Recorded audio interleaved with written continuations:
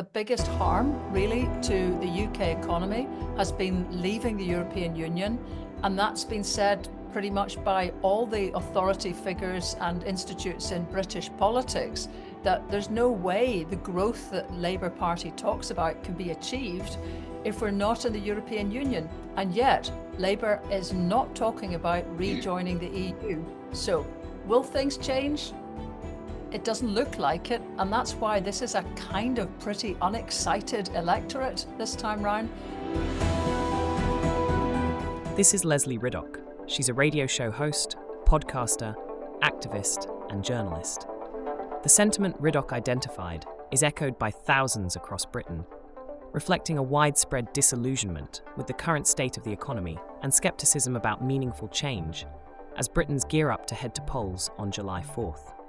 The election comes after a dramatic announcement by Prime Minister Rishi Sunak amidst a torrential downpour outside Downing Street. With polls showing the Labour Party gaining a significant lead, Sunak's decision was seen as a strategic gamble to regain control and solidify his party's standing before the situation potentially worsened. But Sunak has been ridiculed for the decision, and it has added an element of urgency and unpredictability to an already tumultuous political landscape. But first, let's take a look at how the British government works. The UK operates under a constitutional monarchy, with King Charles III serving as the ceremonial head of state. The real power, however, lies with Parliament, which is divided into two chambers, the House of Commons and the House of Lords. The Commons, consisting of 650 elected MPs, wield significant legislative power. Meanwhile, the Lords, with its current 784 members, plays a revising and scrutinising role. On Thursday, nearly 50 million eligible voters across the UK will select members of Parliament to represent their constituencies in the House of Commons. To form a majority government, a party must secure at least 326 out of the 650 available seats.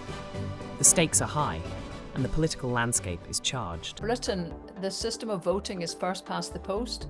In Europe, that's shared only with Belarus, which is hardly a big shining light of democracy. And so what it tends to create is big majorities with a minority of the vote.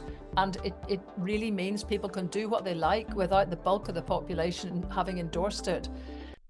In first-past-the-post voting, voters cast a single vote for their preferred candidate, and the candidate with the highest number of votes wins, even if they do not receive an absolute majority, more than 50%. This system is used in the UK, Canada, and the US for some local and state elections. On the other hand, in a system of proportional representation, the number of seats a party wins corresponds closely to its share of the popular vote, used in countries like Germany, the Netherlands, and New Zealand for national election. Recent polls indicate a significant lead for Labour. Labour leads with 40%, followed by the Conservatives at 20%. Reform UK trails behind at 16%, the Liberal Democrats at 11%, the Green Party at 6%, and the Scottish National Party at 3%. Rishi Sunak's Conservative Party has held power for the past 14 years, but it has had to deal with formidable challenges. Since assuming office in 2010, the Conservatives have grappled with navigating the aftermath of the financial crisis, spearheading Brexit, managing the COVID-19 pandemic, and dealing with soaring inflation following the Ukraine conflict. They have been widely criticised for issues ranging from infrastructure deficiencies and high living costs to crime rates and immigration challenges.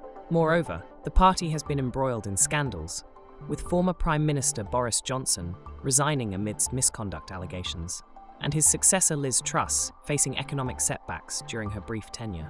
Our public services are in tatters. The amount of money that's going into things like the health service is less than all our European competitors or neighbour nations. Last thing, the lack of investment in the health service means there's huge numbers of people ill, waiting for operations, and they're not at work. There's been talk by the Conservatives of forcing them back to work, but they're actually waiting for procedures. So once again, you've got an underinvestment that just creates an economic problem.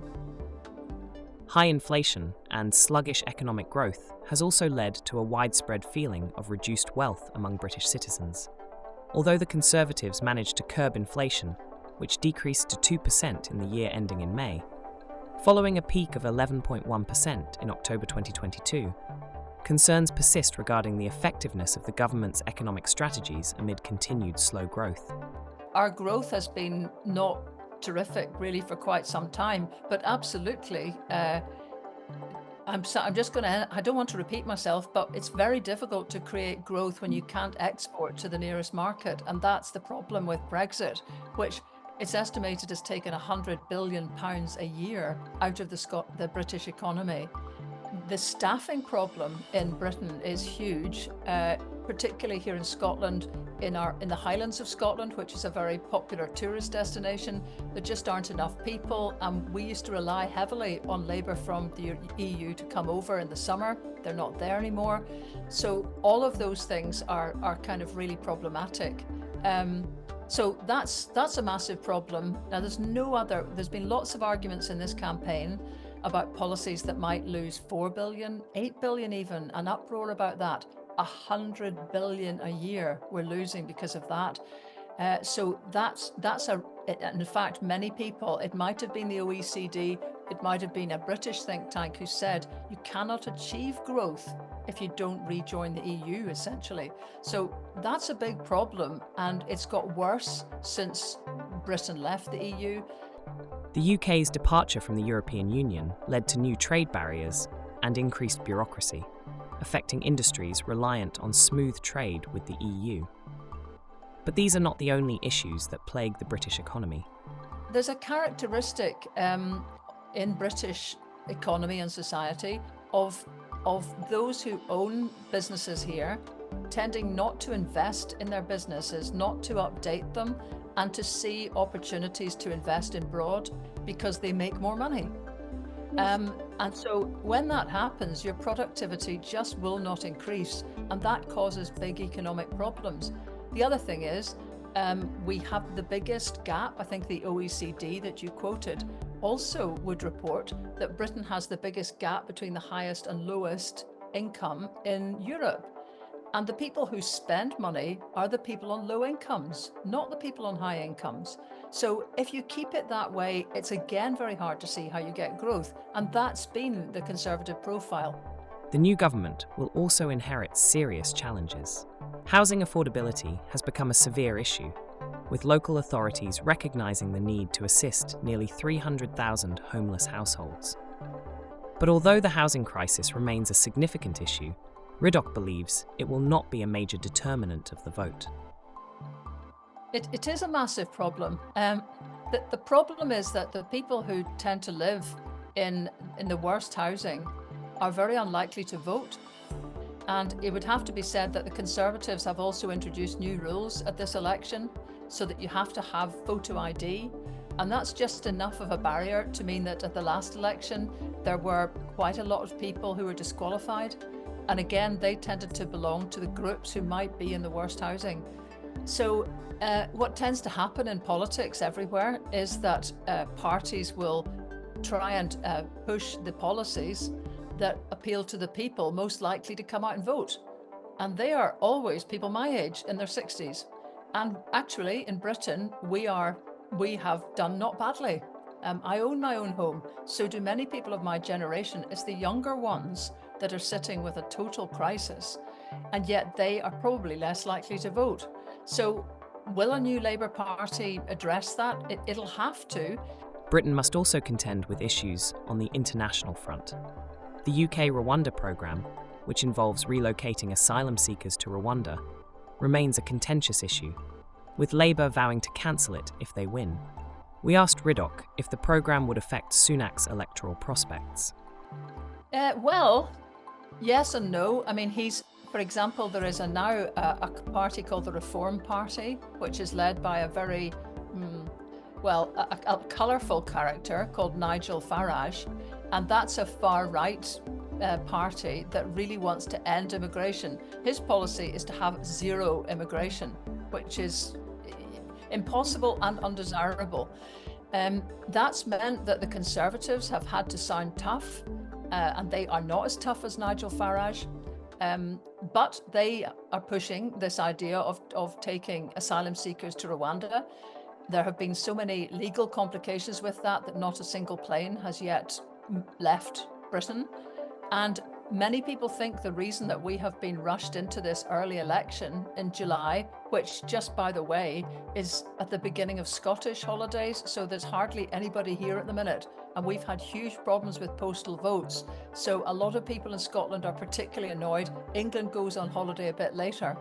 So the reason this was pushed through on this unusual date was precisely because he knew that no planes would take off this summer, and that would make it all the more difficult for him because he staked so much on stopping the small boats, because people smugglers will be deterred because they will see the Rwanda flights take off.